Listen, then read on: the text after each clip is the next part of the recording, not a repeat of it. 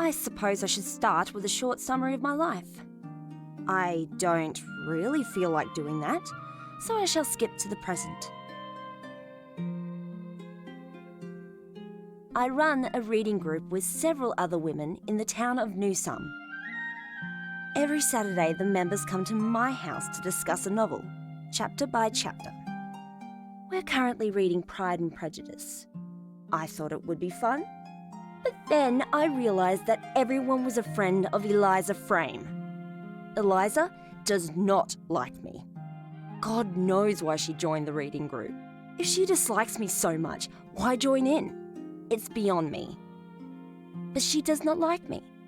That much she has made clear. Always making comments about the state of my house. This week, she had the almighty nerve to complain about my window curtains. "They're practically falling to pieces. No wonder you're not married," were her exact words as she rifled through them, revealing the inner, thinner layers. "I keep those curtains in that position for a reason," I wanted to say. But I bit my tongue. Who does she think she is, the curtain police? It was trying enough when it was only Eliza, but now the others have been doing it. I have essentially been shunned out of my own group. Funny how the amount of work I did organising everything get forgotten and replaced with old curtains and teacups being the wrong colour. Or whatever it is that isn't up to Eliza's standards. It's all gossip and politics, my word against theirs. I generally keep to myself, so no one really knows me. But they know her. Of course they're going to listen to her. I recently read about the effects of venting one's frustrations onto paper, of writing to no one, with no intention of seeing the light of day. Sounds a bit doubtful to me, but I'm willing to try it. After I finish writing this, I'll go to the forest, just beyond the post office, and leave the envelope under a rock, where it will decompose. I'm almost at the end of the page. I thought this would work with helping to make me feel better, but it's not the same as actually writing to someone. It's like shouting down a hole. You're letting out your frustration, but no one can hear you. I'm not depressed. I'm angry. People hate me, and I hate them. I'm stuck having to see them every day at the shops, at the library, at the book club. And people are talking about another war possibly happening. Everything just feels so uncertain. I am rambling at this point, and I am wasting my time. I am wasting postage stamps and envelopes. But if you're going to do something, I think it's important to make a proper job of it, including a return address and everything. If I'm going to be accused of one thing, it's not going to be of doing things by halves. Thanks for nothing, Angela Bard.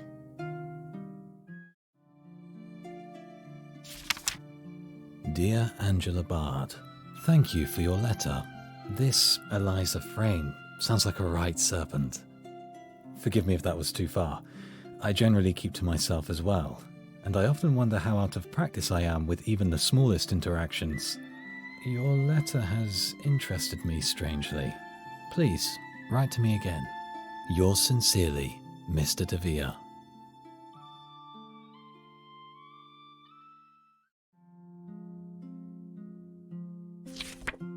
To Mr. Devere, what kind of joke is this?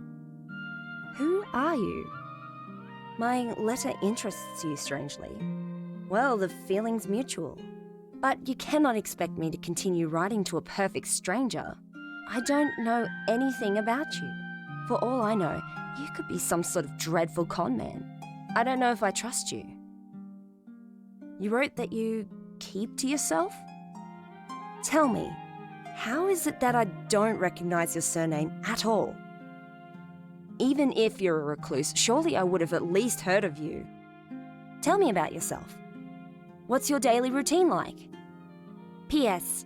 I hope that I can trust you won't tell Eliza or anyone else about my letter.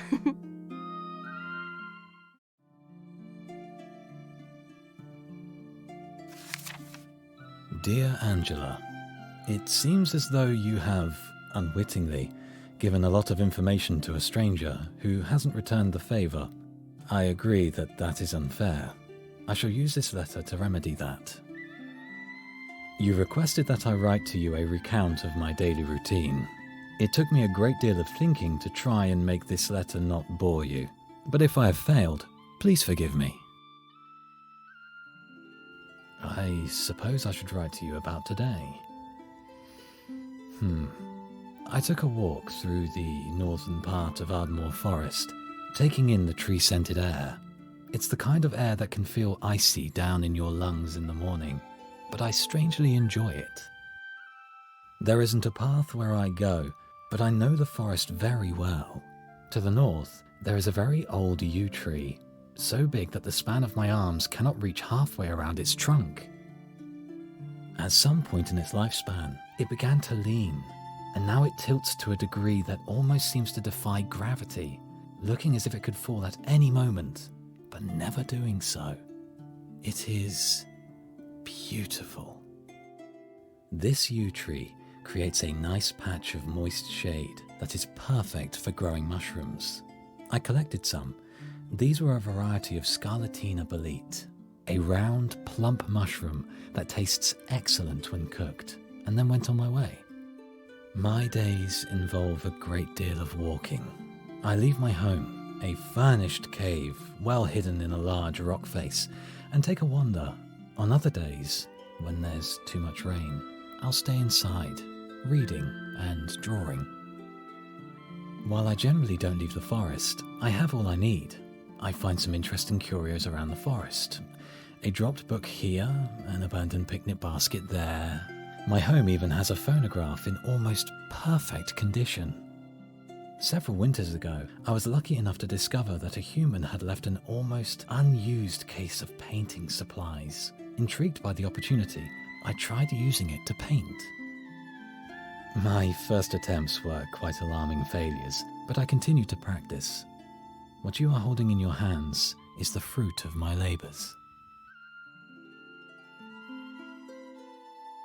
As I am writing this, I realise how much I'm leaving out. Let me tell you the whole truth here.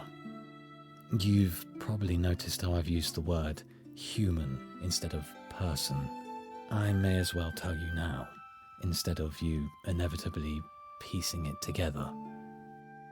You see, I'm not what you'd call human. There's no silver-tongued way of putting it.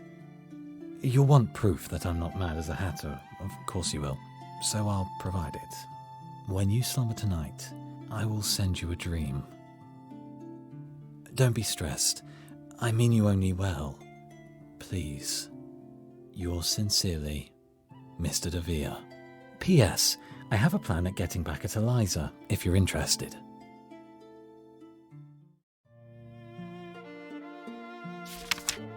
To Devere.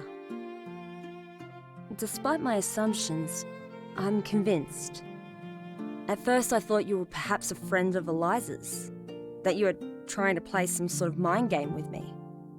But after a night of trying to sleep, I finally did. And what I dreamt felt so real. I was walking through the forest, in a clearing. I found an ornate table holding a tea set and a serving tray covered in cakes. I somehow knew it was for me. I sat down in one of the chairs. When I did, something inexplicable happened. As happens often in dreams, the teapot rose up and poured a cup for me, and a cup for another. You were invisible to me, but I knew you were sitting in the other chair. I looked down at movement on the ground.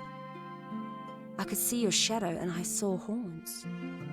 I had visions of fur and wolves' teeth and wings made out of feathers.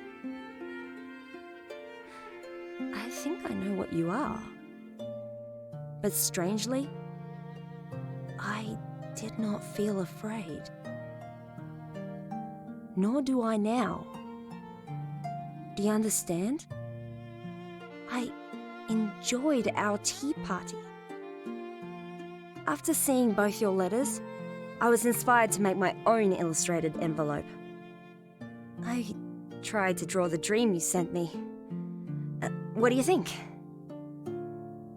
I have lots of questions. Can you do other magic? Do your letters go through the postal service? What do you look like? How old are you? I'm sorry if I'm being rude. I just want to paint a picture in my mind's eye. So you like taking walks? I was born in Australia, but moved to Scotland when I was a wee child. In Australia, my parents would have me go on long hikes with them in the bush. And we kept this tradition in Mull. I think I complained about it as a child, but now I look back at it fondly. I live alone, which I like. I don't mind the isolation. In fact, I enjoy it.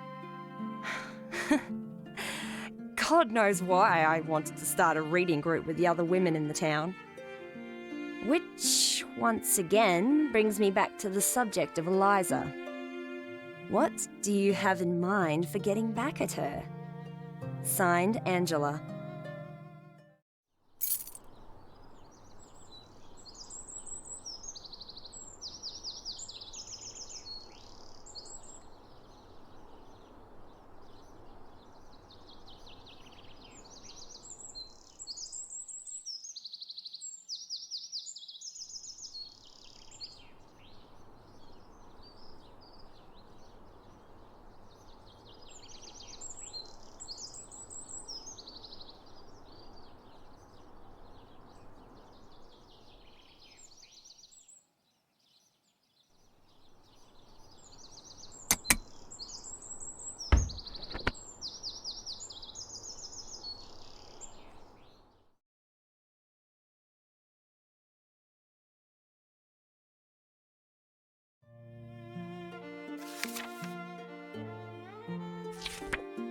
Dear Angela. What? Magic isn't enough for you. You want more? I joke, but I'll try to explain my abilities, though it's difficult to properly articulate them. Firstly, I can pick up any object and detect where it came from. I hold it in my hands and concentrate. It's how I found your address. It's like looking through a keyhole. If I can concentrate enough, I can go further and feel where the object originally came from. For example, the stamp collection I found was from a poet from New Sawn, but the stamps were originally printed in Britain. If I tried my hardest, I could perhaps find out that the paper used to make the stamps were from a tree cut down in Canada. My powers don't extend to making letters appear from thin air, so I resort to a more human method. The post office is fortunately just beyond the edge of town, so I drop off my letters when no one's looking. Then there's the dreams, which you experienced firsthand. I put myself in a sort of meditative state and can walk through human dreams, manipulating my surroundings while I'm there. While I can influence dreams to an extent, I cannot speak in them.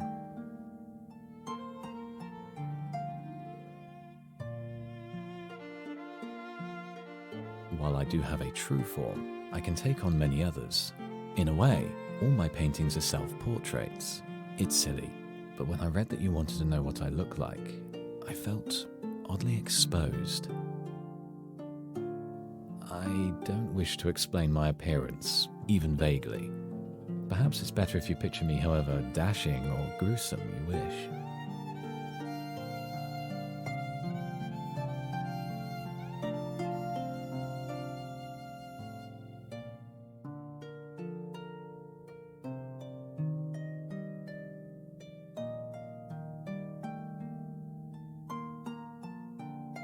I'm old enough to think for myself, but quite new compared to others of my kind. I can't give you exciting first-hand accounts of the 18th century poets who used to walk the Isles of Mull, cutting each other with their tongues and pens. But I'm not so young that I don't know how to cook mushrooms alone. They were delicious, by the way. Here's my plan.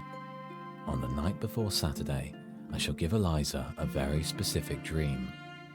During the day of the reading group gathering, act natural. If she gives you any trouble, gather yourself up, look her in the eye, and tell her to stop wailing like a banshee. Tell her that verbatim. Please write back to me and tell me what happens. If Eliza doesn't change her tune, I can always send her a nightmare or 3. Yours sincerely, Devere. P.S. I loved your postcard illustration. It's the line work of someone who has practiced drawing for years. I had no idea you did art.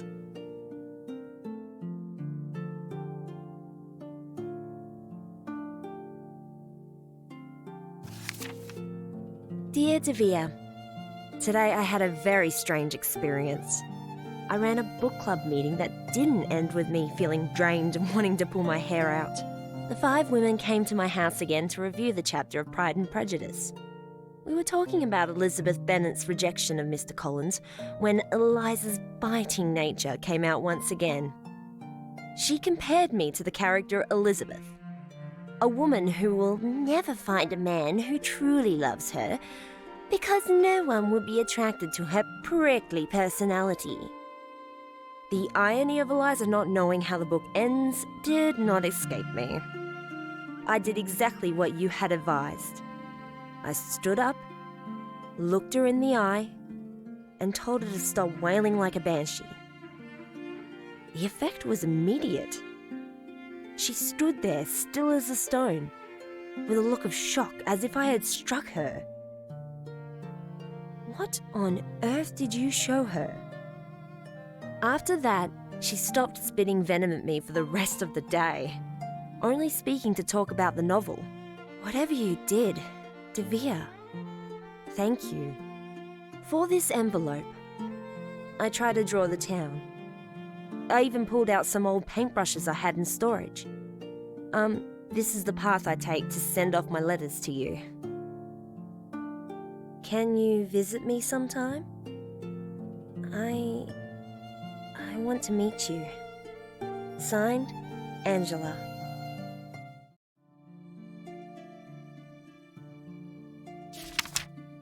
Dear Angela, I'm afraid visiting your home would not be possible. An old magic prevents me from entering the town. I could visit you through your dreams, but I'll always show up hazy if I appear at all. And I'll always be unable to speak, which doesn't make for fun or witty conversation. It's not the same as the real thing, is it? I'm sorry. As for Eliza, I simply took her insecurities and amplified them. Let's just say that your exact words to her would have ignited a memory. Don't worry, I didn't traumatize her. I merely had her take a good long look at herself and how she treats others. Don't let Eliza's words get into your head. You have many qualities that are attractive, and anyone with an ounce more sense than a teacup will see that. Thank you for sharing this correspondence with me. I don't generally get to talk to others. Yours sincerely, Devere.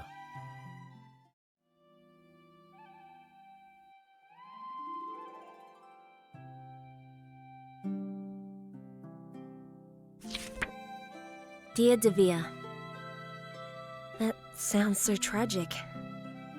Because you've given me so much comfort through your letters. A strange thing happened the other day. Another woman said something nasty, but instead of saying something back to her, I didn't. I just felt unpleasantly sorry for her. The realization that she was just a person who didn't understand came crashing upon me. I thought about the advice you gave me. The reason why I'm not married is not because I don't wish to be. Like Elizabeth Bennet, I've rejected the advances of men in the town, even as recently as a few weeks ago. No, the reason why I've never married is because I haven't found the right person. Or rather, because I hadn't found the right person. Devere, there's something I need to say. I've developed feelings for you. I love you. Oh, it feels good to confess this, to commit it to paper. And if you're reading this, it means I found the courage to deliver it. Do you return these feelings? I worry that I've destroyed something wonderful we already have. I pray this is not the case. Love, Angela.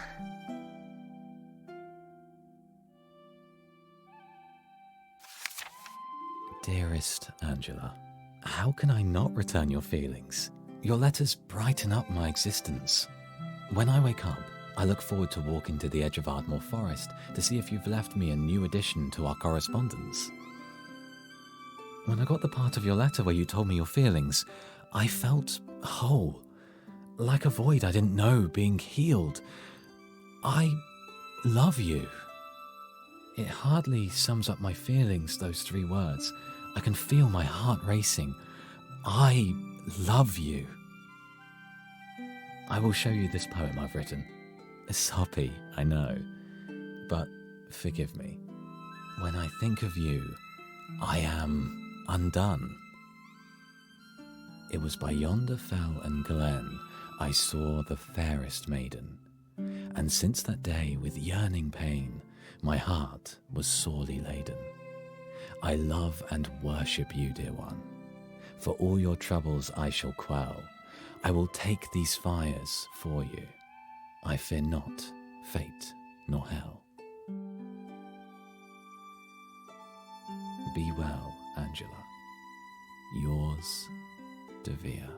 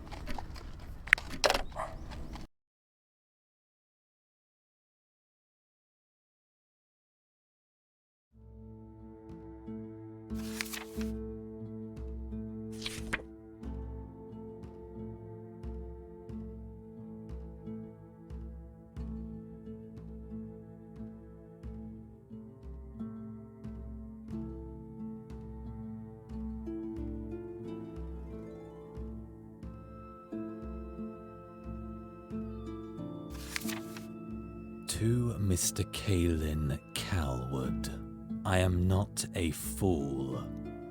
Angela never uses that style of paper. She also handwrites her letters. But I assume that you couldn't properly imitate her handwriting because yours is too different.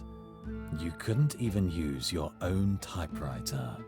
This is the one from New Sawn's library, the one with the crooked E. Your letter is a sad, failed attempt at forgery, and an even sadder, loathsome parody of Angela's originals. Do not try this again. Signed, Devere.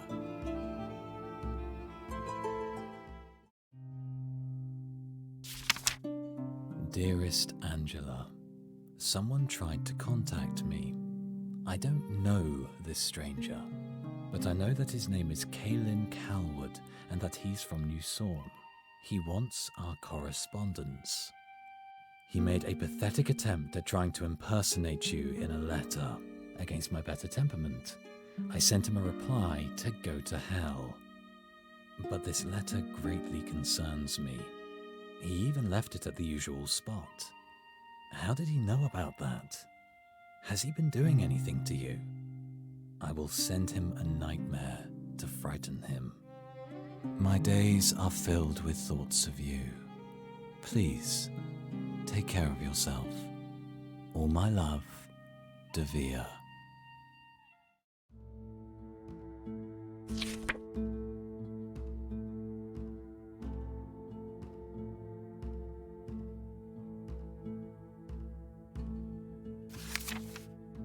Dear Devere, I don't want to alarm you, but my house was broken into yesterday. I'm alright. It happened when I was out buying bread and paint. I came home to find the front window smashed with a length of cloth covering the frame, as if to protect someone from the glass shards as they climbed through. It was Kaylin who broke in, I'm sure of it, but I don't have any proper evidence. I checked around and found nothing missing, even though I had some valuable silverware and some jewellery that a burglar could have easily gotten to. That fits in with my Caitlin theory, but it's not enough to get him arrested. I have yet another confession. Caitlin was the man whose advances I had rejected less than a month ago. He is an appalling young man with a sort of brutish rudeness of someone who doesn't realise he is being rude. He lacks self-awareness. He hates books and anyone who doesn't think he's right all the time. I haven't told a soul about you, Devere. You are my secret. The reason why Kaylin knows anything about us is because he has been following me. In the corner of my eye, I keep spotting him. In the library and shops, down the street. I realise now what he was looking for. He wanted to find out if the reason why I didn't return his affections was because I was seeing someone else. He must really want our letters. I've hidden your letters very well, but I want to give them to you where they'll be safe. Kaylin already knows about the rock at the edge of the Ardmore Forest. Something he could only have known from spying on me. And you cannot enter the town. We need another plan. Where can I meet you? In case the letter gets intercepted, write it as a riddle and I will solve it. Yours, Angela. To Angela Bard. I don't think we should continue our correspondence. Devere.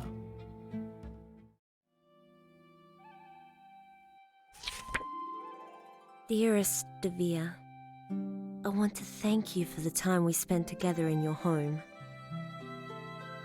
When I waited by the forest, I feared that I had misinterpreted the code in your letter.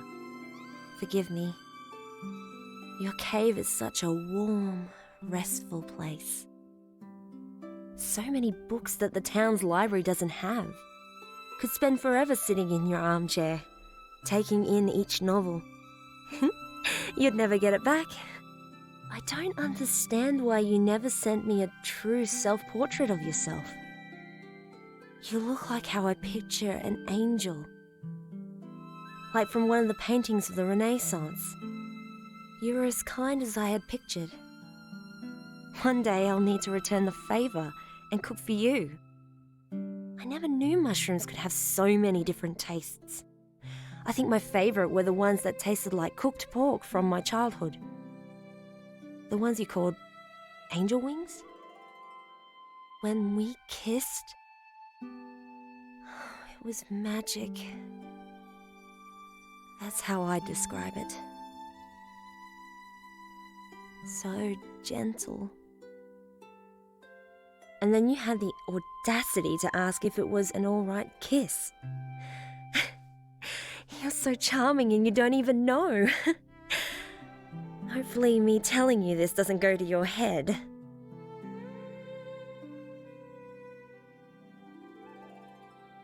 When you asked if I wanted to stay the night, I once again became nervous. I wasn't sure what you wanted. I saw there was only one bed and the armchair, unsuitable for sleep. But my worries soon dissipated. You didn't ask anything of me. You simply lay down next to me and fell asleep. As I lay there between layers of cloth and furs, drifting between sleep and consciousness, I opened my eyes. I saw you walking away to gather more kindling, putting on a thick coat. From my misty, tired vision, it seemed like you had changed your form. A wolf? At first, I thought I was still dreaming. It felt like a dream. But I know it was real. I also want to thank you again for the ring. It's a lovely gift. I didn't say I thought it was pretty to prompt you to give it to me. Honest. The emerald sparkles around the gold band as I walk through the morning sunshine. Rubbing the edge of the gem with my thumb against the band gives me comfort. Forever yours, Angela.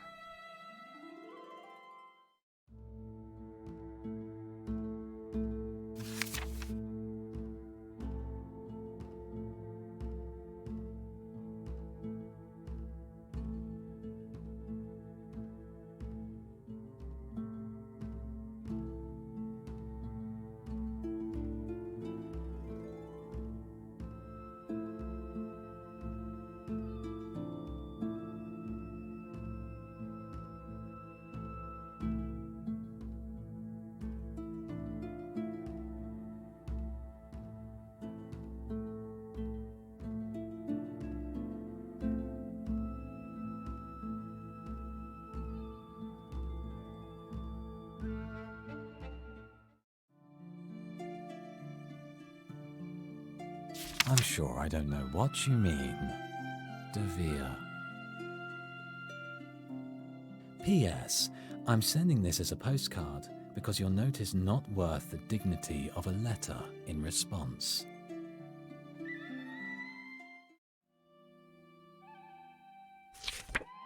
Dearest Devere, I've burned your letter after reading it, as you've instructed. I hated doing that.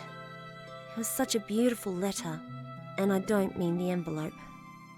I've committed every word to memory. There's nothing to be forgiven, you wrote. I'm touched that you're willing to wait for me. Would you really wait forever? You don't need to answer. I trust you. I want you to fully understand the gravity of that trust. There's no one else I really trust in this town. I can't exactly talk to the women at the book club about this. They'd think I was mad. I went to one of the policemen at the station desk and confided with him about Kaylin following me. The policeman behind the front desk was kind enough and said that he'll give Mr. Carlwood a warning. But I have my doubts that anything will come of it. The police in Newsom are not known for being competent. They're mainly made up of volunteers, some of whom are friends of Kaylin. On my way to the library, Kaylin spotted the ring on my finger. He didn't say anything about it, but when he glanced at it, his face seemed to twist with anger and disgust. I suspect he's jealous. I'm getting tired of this. I'm getting tired of us having to change which rock I hide these letters under. I'm tired of feeling like I've been worn down to a shadow. After spotting the ring, Kaylin tried confronting me about you. He thinks you're a drifter, a vagrant, and other names I won't repeat here. I was close to striking him with a fist. But instead, I turned and walked away. I am tired of having to dodge and weave past Kaylin just to contact you. I want to see you again. I miss hearing your voice already. The Morse code I saw in your room gave me an idea. Be sure to peer out past the forest tonight. Yours faithfully, Angela.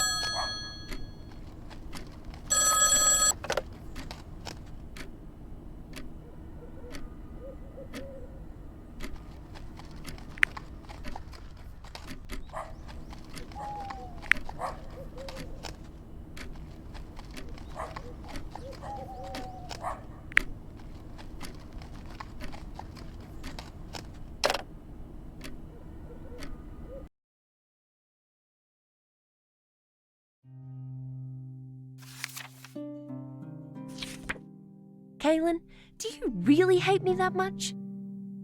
You told me that you have 2 large dogs, like it was a threat. I'm not scared of them, I'm not scared of your lies, and I am not scared of you. Let me make one thing clear. I won't let you set your dogs on anyone I care about. Signed, Angela.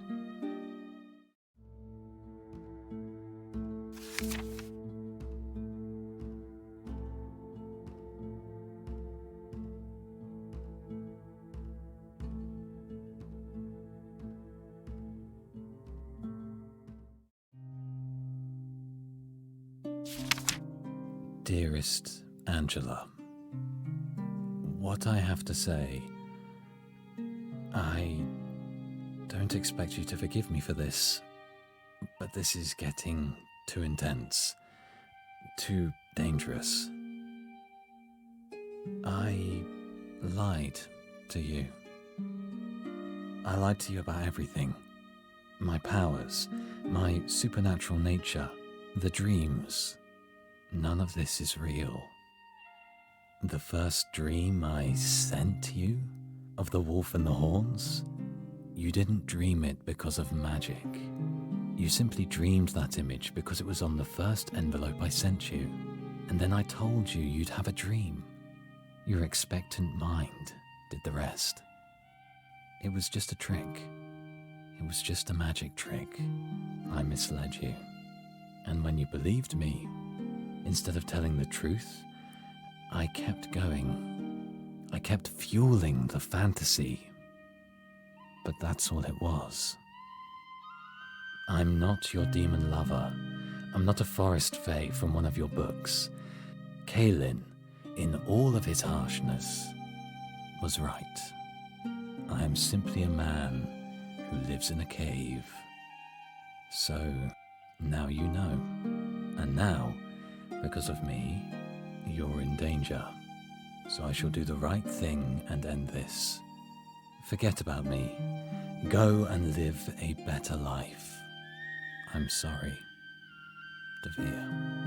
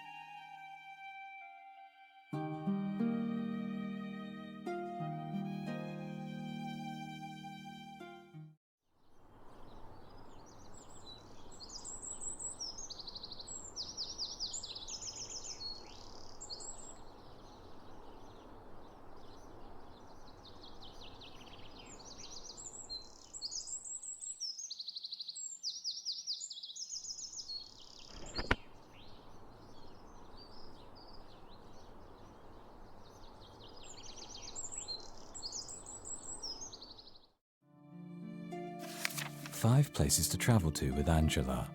A to-do list by Devere. Number 1. See the ruins of Greece. The archaeological sites of Athens must be an impressive sight in real life. I've only seen the pictures.